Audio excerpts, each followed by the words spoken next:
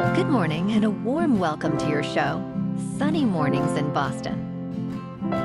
I'm your host, Melissa, and it's Monday, August 11th. You'll be interested to know. 65 years ago today, in 1960, the Central African nation of Chad declared its independence from France. This momentous occasion marked the culmination of a determined struggle for self-governance, as the people of Chad embraced their sovereignty and embarked on a new journey of nation building. So now you know.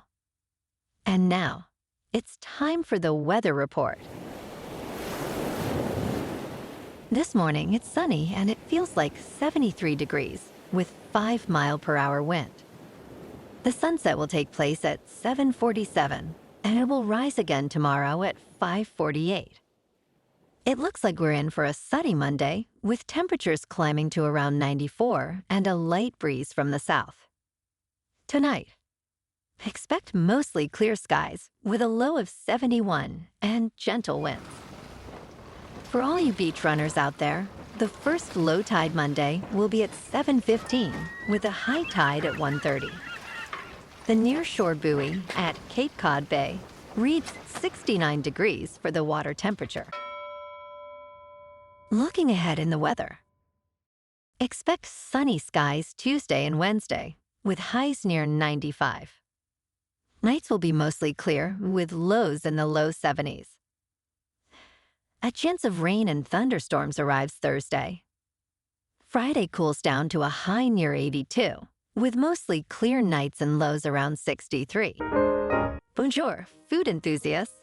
This podcast is brought to you by Vera C Cafe and Pastries in Encinitas. Nestled on El Camino Real South, just north of Encinitas Boulevard, this cafe is a haven for culinary delights. Indulge in their amazing Eggs Benedict or their gluten-free crepes. You can grab a panini for lunch or just breeze on through to get your morning coffee. They are open every day from 8 to 5. So stop on by and don't forget to tell them Sunny Morning sent you. In local news, Boston health officials are issuing a warning to avoid contact with the water in Fenway's muddy river.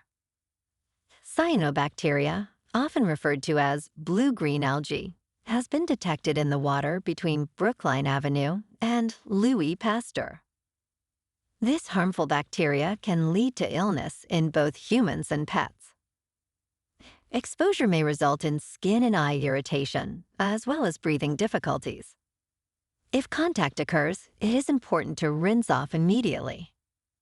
Ingesting the water can cause gastrointestinal issues, including vomiting and diarrhea, which can be particularly severe in children and small pets.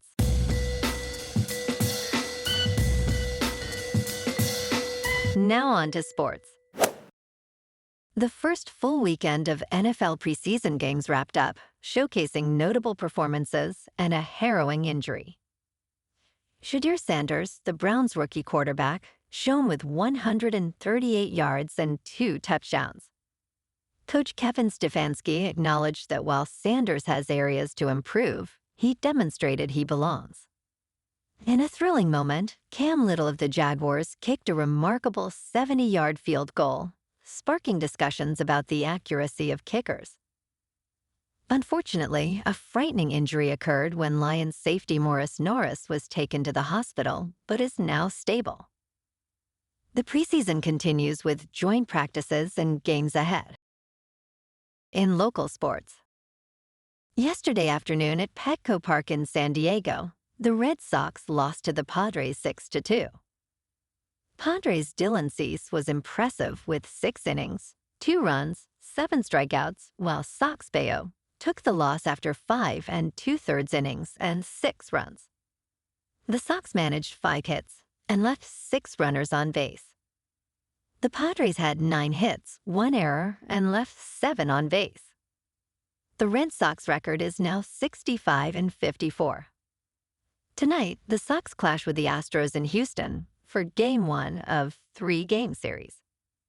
Garrett Crochet, 13-4, with a 2.24 earned run average, faces Christian Javier. First pitch at 8:10 at Petco Park. In top news, a meteorite that crashed through a homeowner's roof in Georgia earlier this summer is actually older than Earth itself, according to scientist Scott Harris. The meteorite, which created a dent in the floor, is believed to have formed 4.5 billion years ago, making it roughly 20 million years older than our planet. Harris noted that it belongs to a group of asteroids from the main asteroid belt between Mars and Jupiter. The homeowner is still discovering specks of space dust around his living room. Researchers plan to propose naming the meteorite the McDonough meteorite after the city where it fell. In business news, Boeing and Airbus have suspended their next-generation airliner projects, casting doubt on airlines' net zero plans. Boeing's X-66A, which aimed to reduce greenhouse gas emissions, was put on hold after initial enthusiasm. Similarly, Airbus paused its Zero-E hydrogen plane, originally slated for service by 2035. Experts warn that these delays could hinder the airline industry's goal of achieving net zero emissions by 2050. With aviation responsible for a significant share of global emissions, pressure is mounting for manufacturers to innovate. New contenders, like JetZero, with a radical design plan, may challenge Boeing and Airbus's dominance. In crypto movement, Bitcoin is up 4% over the weekend to just under $122,000. Ethereum is up 11% to about $4,300. And XRP is down 2% to $3.26. Moving on to a more local vibe. In our community spotlight on health and wellness, we are working with a national Pilates studio to bring you some free classes, so listen up. Check out Club Pilates, with several locations in the Boston area.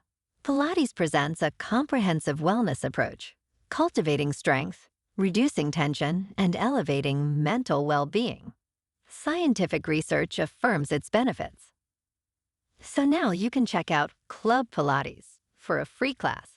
With locations in Canton, Wellesley, Hingham, Brookline, and Framingham, just be sure to tell them Sunny Morning sent you by. And now, back to the show.